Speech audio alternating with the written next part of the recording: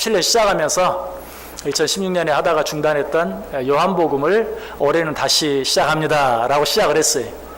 그런데 그리고 나서 그렇게 한 번 하고 오늘 두 번째입니다. 그렇게 되었어요. 매 달마다 우리 달력에 나오는 주제에 따라서 기도에 대해 생각하고 또 여러 가지 절기들에 대해서 말씀 생각하고 이런저런 행사들에 맞춰서 하다 보니까 요한복음 하겠습니다 하고 2017년 맞아 두 번째가 되었네요. 자, 너무 오래전에 생각했기 때문에 우리가 12장 1절, 2절, 3절 가지고 생각해 보았거든요. 첫 시간에. 어떤 내용이었습니까? 요한복음 12장에 어떤 내용이 나옵니까? 베단이라는 마을에서 예수 그리스도를 마리아와 마르다가 자기 집에 영접해 드려서 잔치하는 그런 모습이 나오죠. 이 모습을 통해서 우리가 어떤 교훈 받았습니까? 하나님이 정말 기뻐하시고 원하시는 아름다운 교회의 모습이 어떠한가? 왜 베다니의 모습을 가지고 교회의 모습에 대해 생각해 보았습니까? 베다니가 어떤 것이라고 오늘 본문 1절이 소개합니까? 죽었다가 살아난 나사로가 있는 곳, 예수 그리스도로 말미암아 죽었다가 살아난 나사로가 있는 곳 베다니라고 소개하고 있어요. 자, 오늘날 이런 베다니와 같은 것을 찾아본다면 어떤 곳이라고요? 바로 교회죠. 왜? 교회는 죄와 허물로 말미암아 죽었던 자들이 예수 그리스도의 은혜로 말미암아 다시 사랑을 받은 자들이 모인 곳이기 때문에. 그래서 죽었다가 살아난 나사로가 있는 곳에서 일어났던 그 일을 통해서 죄와 허물로 죽었던 자들이 다시 새 생명을 얻어서 모여서 하나님께 예배하는 교회의 모습을 발견할 수 있게 되는 것이. 자, 베다니에 어떤 모습이 있었습니까? 먼저 예수를 위하여 잔치했다. 죽었다가 살아난 나사로를 위해서가 아니었어요. 그 가족 마르다나 마리아를 위해서도 아니었어요. 동네 사람들을 위해서도 아니었어요. 누구를 위해서? 예수님을 위하여 잔치했다. 교회는 그런 곳이 오직 예수님만을 위하여 잔치하는 것. 두 번째로 마르다가 어떻게 하고 있어요? 열심히 일을 하고 있어요. 그런데 이전에는 일을 하면서 원망하고 불평했어요. 그런데 오늘 본문에는 원망하고 불평한 내용이 없어요. 왜? 나사로를 죽은 가운데 다시 살려주시는 그 사건을 통해서 정말 자기와 자기 가족을 향한 그 하나님의 놀라운 사랑을 친히 경험하고 깨달았어요. 이제는 억지로 일하는 것이 아니 사랑의 겨워 일하고 있어요. 그때 모든 원망과 불평이 사라지고 상황은 더 나아지지 않았어요. 그때 말씀을 드렸죠. 먹여야 될 사람도 많아지고요. 그때와 조금 더 다를 바 없이 여전히 마리아는 예수님의 발 앞에 앉아 있고요. 이제는 누구까지? 나사로까지도. 어떻게 보면 그 잔치를 시작하게 된 이유가 나사로 때문이죠. 나사로를 위한 것은 아니었더라도 나사로까지도 예수님 옆에 앉아 있는 더 악화된 그런 상황 속에서도 원망 없이 불평 없이 예수님을 위해서 열심히 봉사하고 헌신하는 마르다의 모습을 봤어요. 이것이 아름다운 교회의 모습이다. 사랑에 겨워서 은혜에 겨워서 일하고 봉사하는 것. 또 한 가지 모습은 무엇이었습니까? 마리아의 모습을 통해서도 우리는 진정한 교회의 모습을 볼 수 있다고 그랬죠. 어떤 모습입니까? 예수님의 발 앞에 무릎 꿇고 앉아 그와 교제하며 그의 말씀을 듣는 그 모습. 이것이야말로 진정한 교회의 모습이다. 예수만을 위해 잔치하고 예수님께서 우리에게 베풀으시는 은혜에 겨워 봉사하고 헌신하고 그리고 예수 그리스도의 발 앞에 앉아 그의 말씀 듣기를 기뻐하는 것. 그것이 바로 진정한 교회의 모습이다 라고 말씀드렸어요. 자, 이렇게 했을 때 어때요? 3절 말씀이 어떻게 끝나고 있습니까? 베다니 그 집 전체에 향유 냄새가 가득하더라. 아름다운 냄새로 가득 찼다. 우리 교회 안에도 이런 세 가지 모습이 있다면 오직 예수님만을 위하여 잔치하고 오직 예수님이 베풀으신 사랑에 겨워 일하고 헌신하고 봉사하고 주의 말씀 듣기를 기뻐하고 모이기를 힘쓰고 할 때 어때요? 향유 냄새가 우리 교회에 가득 차게 되게 되어 있어요. 자, 그런데 이런 분위기에 꼭 찬물을 끼얹는 사람들이 있어요. 오늘 본문 속에도 그런 사람이 있어요. 누구죠? 4절, 5절 보세요. 제자 중 하나로서 예수를 잡아줄 가룟 유다가 말하되 이 향유를 어찌하여 300데나리온에 팔아 가난한 자들에게 주지 아니하였느냐. 어떻게 보면 아니 그게 무슨 찬물 끼얹는 소리입니까? 지당한 말이지. 300데나리온이 되는 300데나리온이면 어느 정도라고 그랬어요? 한 데나리온이 한 사람의 하루 품삯. 그러니까 300데나리온이면 한 사람이 1년 동안 열심히 일해야 볼 수 있는 여러분 1년 수입이나 되는 그 향유를 예수님의 발에 쏟아붓는 것을 보고 아니 그 비싼 것을 팔아서 가난한 사람 돕는 게 낫지 왜 허비하느냐. 어떻게 보면 참 말이 되는 지당한 그런 말이. 그런데 왜 제가 그런 가룟 유다의 모습을 보면서 찬물을 끼얹는 것이다 라고 말했는가? 언뜻 들으면 맞는 말 같지만 이 가룟 유다의 태도는 영적인 일의 중요성과 육적인 일의 중요성을 구별하지 못하는, 어떤 일이 더 우선인가 하는 것을 평가하지 못하는, 올바로 판단하지 못한 잘못된 일이기 때문에 그래요. 물론 육적인 일보다 영적인 일이 우선입니다 라고 말하면 지당하죠. 너무 당연하죠. 또 어떤 일, 영적인 일이 우선입니까? 육적인 일이 우선입니까? 라고 물으면 여러분 가운데 10이면 9은 당연히 영적인 일이 우선이죠 라고 말할 것이. 그러나 어떤 일이 영적인 일이고 어떤 일이 육적인 일인가 하는 것을 구분하기는 때로 쉽지 않아요. 그런 면에서 오늘 가룟 유다는 어떤 것이 영적인 일이고 어떤 것이 육적인 일인지를 구별하지 못했던 거예요. 그는 그저 눈앞에 보이는 어떤 일, 그런 일을 더 우선적으로 생각하고 더 중요하게 생각했던 것이. 그러나 마리아는 그러지 않았어요. 눈앞에 보이는, 오늘 본문대로 이야기하면 가난한 자를 돕는 그 일보다도 더 중요한 목적이 있다는 것을 마리아는 알았어요. 예수님께서 이 땅에 오신 목적이 무엇인가? 단순히 가난한 자들을 배불리게 해주시고 또 좋은 옷을 입혀주시기 위해서 오셨는가? 물론 그런 목적도 없는 거 아니. 그러나 그것은 나중 일이에요. 그보다 더 우선적인 일, 죽어가는 영혼들을 구원하기 위한 일, 그 일을 위해서 예수 그리스도께서 오셨다는 사실을 마리아는 알았어요. 여러분, 우리가 배고픔을 당하고 또 우리가 여러 가지 육적인 어려움을 당하는 모든 일도 궁극적으로는 무엇으로 말미암아 생겨진 일입니까? 에덴 동산에서 아담과 하와가 저지른 범죄 때문에, 죄 때문에 생긴 일이. 얼굴에 땀이 흘러야 먹고 살 수 있게 되어지고 정말 해산의 고통을 얻게 되고 하는 그런 모든 일들이 어때요?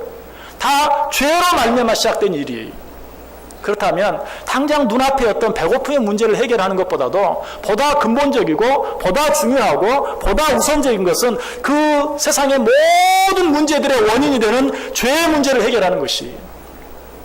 예수님 무엇을 위해 이 땅에 오셨습니까? 바로 그 죄의 문제를 해결하기 위해 이 땅에 오신 것이. 그래서 예수님 형제들이 뭐라고 말했습니까? 당신이 이 세상에서 무슨 일인가 하기를 원한다면 내일 모레가 6월절인데 지금 예루살렘 성에 올라가소서. 그래서 많은 사람들에게 자신을 나타내소서. 오늘날로 말하면 국회의원이 되십시오. 그래야 이 세상 사람을 위해 효과적으로 일할 수 있습니다 라고 말하는 것과 똑같아. 그러나 예수님은 그 형제들의 요구에 응하지 않으셨어요. 또 예수님이 오병이어의 기적을 행할 때도 사람들이 어떻게 했죠? 예수를 잡아 임금 삼으려고 했어요. 왜? 저 사람이 물고기 2마리와 보리떡 5개로 5,000명, 남자 장정만 5,000명들을 먹이고도 12광주리나 남게 했다. 저 사람이야말로 우리를 모든 가난과 궁핍에서 벗어나게 해줄 위대한 지도자다. 당신이 임금이 되소서. 그러나 예수님은 어때요?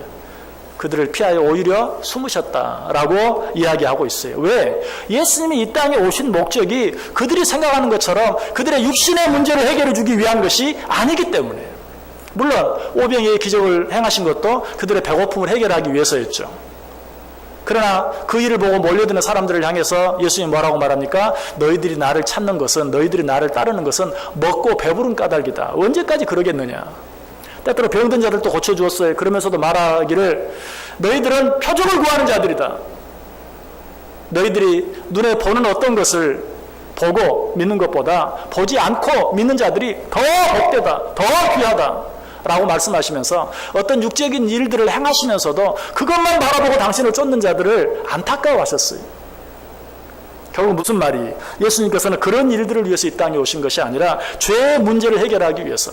죄의 문제를 해결하기 위해서 어떻게 해야 합니까? 죄 없으신 예수님께서 우리의 모든 죄를 대신 지시고 십자가에 달려 죽으셔야만 되는 것이, 그 일을 하기 위해서 오셨어요. 마리아는 그걸 알았던 거예요.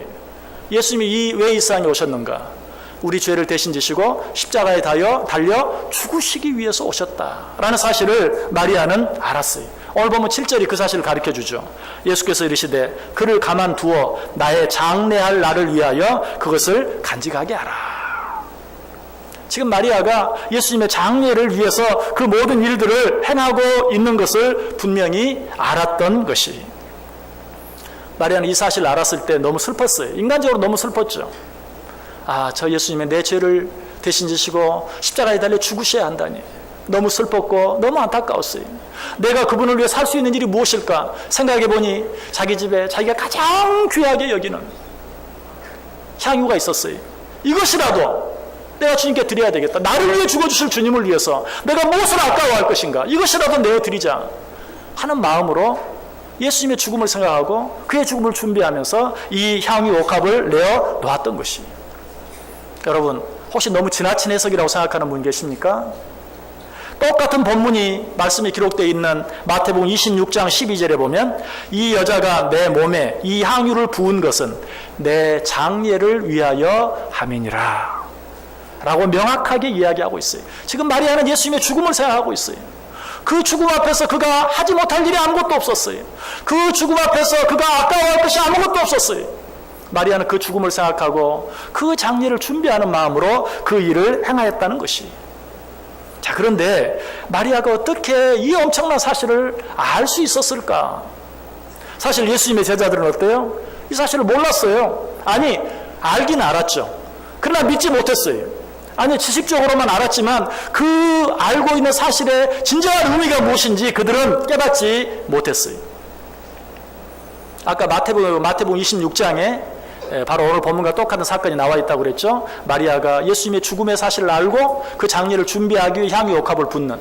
근데 그보다 훨씬 앞에 마태복음 16장에 보면 이때로부터 예수 그리스도께서 자기가 예루살렘에 올라가 장로들과 대제사장들과 서기관들에게 많은 고난을 받고 죽임을 당하고 제3일에 살아나야 할 것을 제자들에게 비로소 나타내시니 베드로가 예수를 붙들고 항변하여 이르되 주여 그리 마옵소서, 이 일이 결코 주께 미치지 아니하리이다.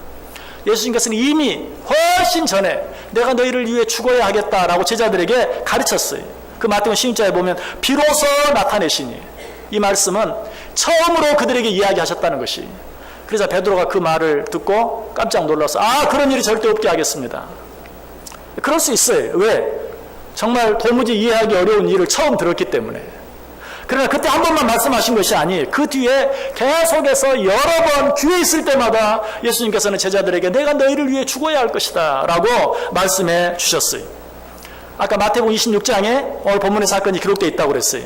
그런데 마태복음 26장이 어떻게 시작하고 있는가? 마태복음 26장 1절과 2절 보시면 예수께서 이 말씀을 다 마치시고 제자들에게 이르시되 너희가 아는 바와 같이 이틀이 지나면 유월절이라 인자가 십자가에 못 박히기 위하여 팔리리라 하시더라. 예수님이 그 사건, 지금 마리아가 예수님의 발에 향유를 붓는 그 사건이 있기 바로 직전에 예수님이 말씀하셨어요. 곧 이제 유월절이다. 유월절이 되면 내가 너희를 위하여 죽기 위하여 팔릴 것이다. 그런데도 지금 예수님의 제자들은 뭐라고 말하고 있어요? 예수님의 장례를 준비하고 있는, 지금 이런 상황에서 가장 중요한 게 뭐예요? 가장 우선적인 게 뭐예요? 예수님의 죽음을 생각하고 그 장례를 준비하는 것이. 그런데 가룟 유다는 전혀 감이 없어요. 네가 이 비싼 것을 팔아서 가난한 자에게 주지 아니하고 왜 허비하고 있느냐? 여러분, 가룟 유다만 그런 것이 아니, 마치 오늘 본문 요한복음에는 가룟 유다 혼자 그런 것처럼 보이죠. 그러나 마태복음 26장에는 제자들이 보고 분개하여 이르되 무슨 의도로 이것을 허비하느냐? 이것을 비싼 값에 팔아 가난한 자들에게 줄 수 있었겠도다. 가룟 유다뿐만이 아니라 아마도 가룟 유다가 그렇게 말하니까 다른 제자들도 덩달아서 이구동성으로 맞다! 그 귀한 것을 팔아 가난한 자에게 줘야지 예수님의 발에 부어 허비하느냐라고 마리아를 나무라고 책망했던 것 같아요. 여러분, 어쨌든 어때요? 가룟 유다뿐만 아니라 모든 제자들이 지금 예수님의 죽음에 대해서 전혀 깨닫지 못하고 있어요. 인지하지 못하고 있어요. 그 죽음을 준비할 생각은 더더욱 못하고 있어요. 예수님이 죽기 전에만 그런 게 아니에요. 예수님이 죽으신 후에도, 예수님이 돌아가신 후에도 깨닫지 못해요. 누구를 통해서 그 사실을 알 수 있습니까? 엠마오로 가는 두 제자. 예수님 십자가에 달려 죽으셨어요. 그때라도 예수님께서 우리의 죄를 위하여 십자가에 달려 죽으셨구나. 이제 그 사흘 만에 다시 살아날 것이고 그런 말미암아 우리도 그 예수 그리스도를 믿는 자들에게 영생이 주어질 것이다. 오히려 소망 가운데 기뻐하고 감사했어요. 그러나 엠마오로 가던 두 제자는 어떻겠습니까? 아이고, 다 끝났구나. 지난 3년 예수님과 함께 다녔는데 허송세월했구나. 낭비했구나. 이제 우리는 뭐냐, 개밥의 도토리가 됐구나. 다시 고향에 가서 그저 우리 할 일이나 하던 일이나 계속하자. 이게 예수님의 제자들의 모습이었어요. 얼마나 안타까워요. 죽기 전에는 말할 것도 없고 돌아가신 후에도 예수님이 말씀하신 것을 깨닫지 못하고 알지 못하고 그 의미를 몰랐어요. 이런 자들을 향해 예수님이 뭐라고 말합니까? 이르시되 미련하고 선지자들이 말한 모든 것을 마음에 더디 믿는 자들이여 그리스도가 이런 고난을 받고 자기의 영광에 들어가야 할 것이 아니냐. 이런 미련하고 무지한 자들아, 너희가 언제까지 이렇게 미련하게 무지하게 살아갈 것이냐. 내가 너희들에게 말하지 않았느냐. 내가 너희들의 죄를 위하여 십자가에 달려 죽고 그로 말미암아 다시 살아나서 하나님의 영광이 들어가야 너희에게 구원의 길이 열리고 정말 그 사실을 믿는 자들에게 영원한 생명이 주어지지 않겠느냐. 또 한 번 예수님께서 안타깝게 말씀하고 있는 것이. 자, 그런데 마리아는 어떻게 그 사실을 알았을까? 물론 마리아가 예수님을 사랑했다는 사실은 우리가 너무나 잘 알아요. 그러나 예수님의 다른 제자들처럼 1년 365일 3년 동안 하루 24시간 예수님과 함께 다녔던 건 아니. 다른 제자들은 그렇게 다니면서도 몰랐는데 마리아가 아무리 예수를 사랑했다 할지라도 마리아는 어떻게 그렇게 알았을까? 오늘도 지금 예수님이 지나가시는데 그를 모셔다가 잔치하고 있잖아요. 어쩌다가 예수님을 만난 것이. 그러나 우리가 기억해야 될 것은 무엇입니까? 마리아의 마음속에는 예수 그리스도를 사모하는 마음, 예수 그리스도의 말씀을 사모하는 마음, 귀에만 있으면 그의 발 앞에 무릎 꿇고 앉아 그의 말씀 듣기를 기뻐하고 즐거워하는 마음, 그 마음이 있었던 것을 우리는 알잖아요. 바로 그 마음 때문에 예수님을 그렇게 3년 동안이나 따라다니는데도 제자들도 몰랐던 사실을 마리아는 알았어요. 예수님의 죽음이 임박했고 그 죽음을 준비해야 된다, 그 장례를 예비해야 된다는 사실을 마리아는 알았어요. 그리고 예수님께서 내 죄 때문에 죽는다는 사실, 내 죄를 대신 지시고 십자가에 달려 죽는다는 사실, 내가 그분을 위해 무엇을 아까워하겠는가, 내가 그분께 드리지 못할 것이 무엇이 있겠는가, 가장 귀한 것을 내어놓을 수 있었던 것이 무엇 때문에?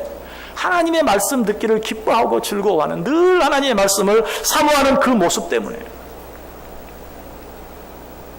여러분은 어떻게 신앙생활을 하고 있습니까? 하나님의 말씀을 얼마나 사모하십니까? 하나님의 말씀을 얼마나 자주 열심히 듣습니까? 얼마나 하나님의 말씀을 자주 읽고 묵상합니까? 얼마나 하나님의 말씀을 열심히 배웁니까? 예수님의 제자들이 3년 동안이나 하루 24시간, 1년 365일 예수님을 따라다녔지만 그 말씀을 사모하는 마음이 없이 그저 세상적인 것을 조금이라도 더 풍성하게 얻고 누리는 삶을 살기만을 바라면서 따라다녔을 때 마리아도 알았던 사실을 그들이 알지 못했던 것처럼 우리도, 여러분 신앙생활이 몇 년 되셨습니까? 날 때부터 지금까지, 아니 내가 예수를 믿은 지 시작해서 지금까지 몇십 년 동안 교회 나와 예배하며 신앙생활을 한다 할지라도 그것으로 말미암아 내가 육적으로 무엇을 얻을까 누릴까만 생각하고 하나님의 말씀을 사모하지 못하고 그 말씀에 창념하지 못하면 예수님으로부터 제자들이 받았던 책망, 이 미련하고 무지한 자들아, 언제까지 너희들이 그렇게 하려느냐 라고 책망을 받을 수밖에 없어요. 비록 짧은 시간이라 할지라도 나를 향한 그 주님의 사랑을 온전히 깨닫고 그 말씀 듣기를 사모하고 그 말씀 읽고 묵상하고 배우기를 힘쓸 때 비로소 하나님의 뜻을 알게 되고 그 하나님의 뜻을 알 때 비로소 하나님이 원하시고 하나님이 기뻐하시는, 그리고 나도 그런 말미암아 어떤 육신적인 세상적인 평안함이나 풍부함을 통해서 얻어지는 일시적인 기쁨, 평안, 그런 거 말고 주님을 통해서만 얻을 수 있는, 주님만이 주실 수 있는 진정한 기쁨과 평안과 안식을 얻고 누리게 된다는 사실이. 여러분 어떻게 신앙생활하고 있습니까? 다시 한번 여러분 돌아보세요. 오늘 가룟 유다, 우리는 너무 쉽게 정죄합니다. 아니 어떻게 예수님의 제자라는 사람이. 그러나 사실 그가 한 말, 서두에도 말씀드렸던 것처럼 언뜻 들으면 너무나 합리적이고 너무나 논리적이고 너무나 이성적이고 너무나 상식적인 그런 말이었어요. 아니 이 비싼 것을 팔아 가난한 자들에게 주지 아니하고 왜 허비하느냐. 여러분 우리가 하나님의 말씀에 온전히 창념하지 못하면 우리도 논리적이고 합리적인 것이 신앙인 것처럼, 이성적이고 지성적인 것이 신앙인 것처럼 그렇게 살아갈 때가 많아요. 그러면 어떻습니까? 결국 우리의 모든 것들은 다 헛된 것이 될 수밖에 없어요. 그것이 하나님을 기쁘시게 하는 것이 아니라 오히려 하나님을 아프게 하는 것이 되고 많은 것이. 신앙생활은, 교회는 합리와 논리로 살아가는 것이 아니, 어떤 이성과 지식으로 진행되는 것이 아니, 무엇으로? 오직 하나님의 뜻으로, 오직 하나님의 말씀으로 되는 것이. 우리 교회, 한국 교회 역사를 통해서 한 가지 예를 들어본다면, 우리 한국 교회 선교의 불길이 막 일어나던 70년대, 80년대 한국 교회 안에 있었던 가장 큰 논쟁 가운데 하나가 뭔가? 선교가 먼저냐, 세계 선교가 먼저냐, 국내 전도가 먼저냐. 선교를 막 하려고 하니까 우리 동네도 전도하지 못했는데 무슨 선교? 우리나라도 아직 다 복음화 되지 않았는데 무슨 선교? 이것이 교회 안에 가장 큰 싸움 가운데 하나였어요. 근데 한번 생각해 보세요. 만약 우리 동네 다 전도하고 우리 교회 다 전도하고 나서 복음 선교해야 되겠다 했으면 어때? 선교가 될 수 있었을까요? 지금쯤 선교를 열심히 하고 있었을까요? 아니죠. 오히려 지금 더 이렇게 어려운 일도 만나게 되고, 그러면 더더욱 선교할 수 없게 되겠죠. 아니, 그 이전에 가서 다른 우리에게 복음을 전해준 영국, 미국, 캐나다 이런 나라들을 생각해 보면 그들이 자기들 다 복음 전하고 나서 우리에게 선교해야 되겠다고 했다. 우리가 지금까지 복음을 받아들일 수나 있었을까요? 없었겠죠. 전도도 하지만 선교도 기회 있는 대로, 기회 주어지는 대로 최선을 다해서 했을 때 비로소 우리가 복음을 받게 되고, 아니 우리가 그들보다 더 앞서 나가는 그런 놀라운 은혜까지도 체험하게 되는 것이. 또 그것과 더불어 또 한 가지 또 교회 안에 논쟁이 있었어요. 그건 뭡니까?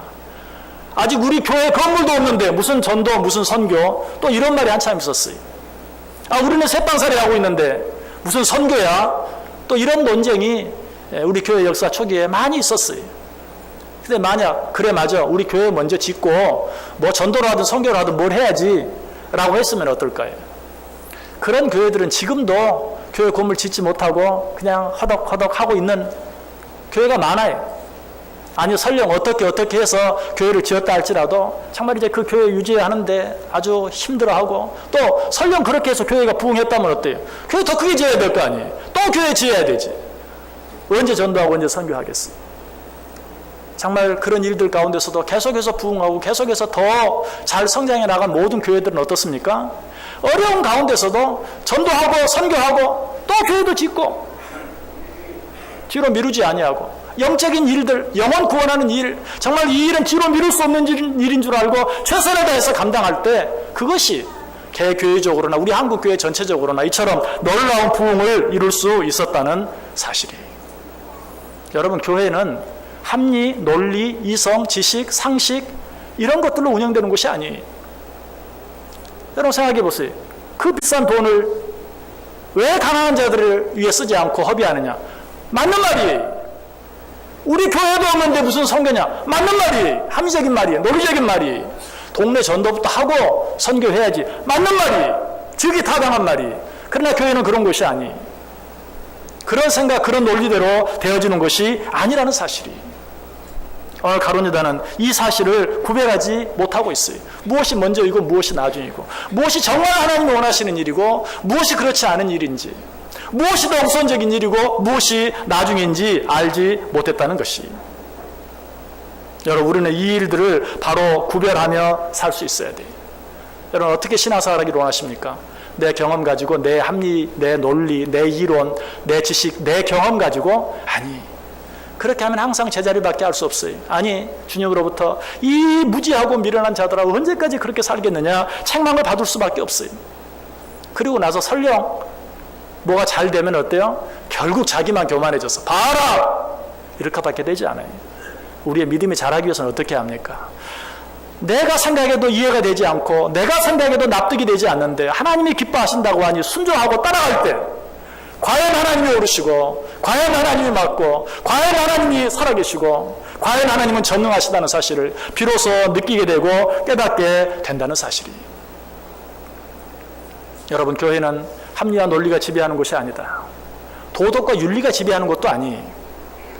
상식과 지식이 지배하는 것도 아니에요. 오직 하나님의 말씀, 오직 하나님의 뜻이 지배하는 곳이. 아직도 이 사실이 이해가 되지 않으시는 분 계십니까? 한 가지만 예를 들어 말씀드리고 말씀을 마칠게요. 여러분의 가정이 합리와 논리만을 추구하는 가정이라면 온전할 가정이 하나도 없어요. 부부 사이에 합리와 논리만 가지고 대화하고 오직 합리와 논리만 추구한다면 절대로 함께 할 수 없어요. 부모와 자녀 사이도 마찬가지. 합리와 논리와 이성과 상식만 가지고 자녀가 부모를 대하고 부모가 자녀를 대한다면 그 가정은 절대로 남아날 수 없어요.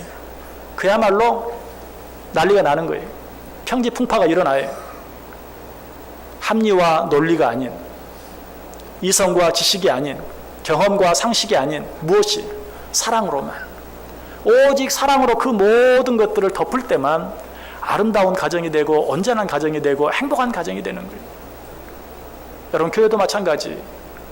내 이성, 논리, 합리, 지식, 경험 이런 것들로 신앙생활하고 교회를 운영하는 것이 아니라 하나님의 뜻, 무엇보다 하나님의 사랑, 나를 향한 그 하나님의 놀라운 사랑, 하나님이 나를 사랑하셔서 하나밖에 없는 아들을 주시고 그 아들로 말미암아 내 모든 죄를 지시고 십자가에 달려 죽게 하셨는데 내가 무엇을 하지 못하겠는가, 무엇을 내놓지 못하겠는가 하는 그 마음이 있을 때만 교회는 아름답고 행복하고 기쁨이 넘치는 교회가 되는 것이에요. 오늘 본문과 아주 비슷한 사건, 그래서 같은 사건이다 아니다 라고 말하는 또 한 가지 사건이 있죠. 한 여인이 예수님의 발에 기름을 붓죠. 그때 바리새인이 그 모습을 보고 똑같은 말을 하죠. 네가 어찌하여 그것을 허비하느냐. 그때 예수님이 그 바리새인에게 뭐라고 말한 줄 아세요?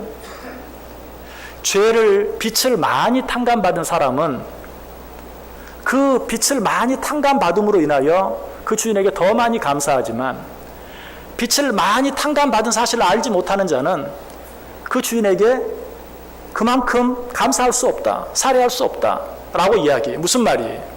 그래, 바리새인, 네가 이 여인이 하는 일을 이해하지 못하는 거 당연하다. 왜 그런 어리석은 일을 하냐고 책망하는 거 당연하다. 왜? 너는 내가 너를 위해 무엇을 했는지 모르기 때문에. 내가 너를 위해 죽어 주었다는 사실, 내가 너를 위해 죽어 줄 것이라는 사실, 그 사실을 모르기 때문에 네가 그렇게 말하는 거 당연하다. 그러나 네가 죄 많다고 손가락질하는 이 여인은 자기가 얼마나 큰 죄를 용서받았는지 알기 때문에 네가 어리석다고 생각하는 그 일을 전혀 개의치 않고 전혀 아까워하지 않고 행할 수 있는 것이다 라고 말하고 있어요. 여러분은 어떻게 신앙생활하고 있습니까? 여러분의 모습은 어떤 모습입니까? 오늘 이 마리아와 같은 모습입니까? 그 바리새인에게 지탄받은 그 여인과 같은 모습입니까? 아니면 가룟유다. 여러분, 가룟유다라고 하니까 아유, 난 가룟유다는 아니지. 참만의 말씀이에요. 나도 알지 못하는 사이에 그런 신앙생활 할 때가 얼마나 많은지 몰라요. 가룟유다뿐만이 아니라고 그랬어요. 예수님의 다른 모든 제자들도 마찬가지였어요. 예수님을 그렇게 열심히 쫓아다니던, 그 예수님과 함께 먹고 사면서 살았던 그 제자들도 마찬가지였다고 그랬어요. 정신 바짝 차리지 아니하면, 하나님의 말씀에 귀 기울이지 아니하면, 하나님의 무릎 앞에 늘 무릎 꿇고 그 말씀 듣기를 사모하고 기뻐하고 즐거워하지 아니하면, 우리도 나도 알지 못하는 사이에 가룟유다처럼, 다른 제자들처럼, 바리새인처럼 예수의 마음을 아프게 하고 오히려 다른 사람들을 아프게 하는 그런 신앙생활 할 수밖에 없어요. 어떻게 신앙생활을 이루어하십니까?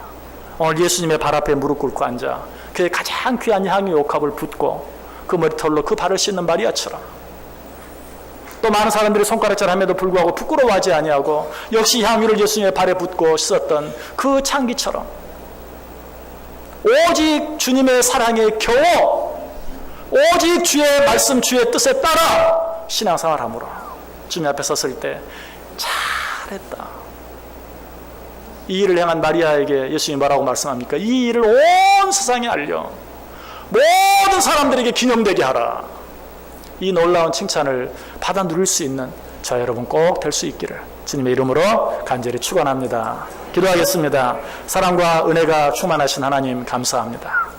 오늘 또 우리의 약함과 부족함과 연약함을 아시고 말씀해 주시니 감사합니다. 나에게 주시는 말씀으로 받게 하여 주옵소서. 세상의 논리, 세상의 합리, 세상의 지혜, 세상의 이성, 세상의 상식, 세상의 경험으로 신앙생활하는 것이 아니라 오직 주의 사랑에 겨워 오직 주의 말씀에 따라 오직 주의 뜻에 따라 신앙생활 할 수 있는 우리 모두 되게 해 주옵소서. 우리 교회 그런 교회 되게 해 주옵소서. 예수님의 이름으로 기도드리옵나이다. 아멘. 다 자리에 일어나셔서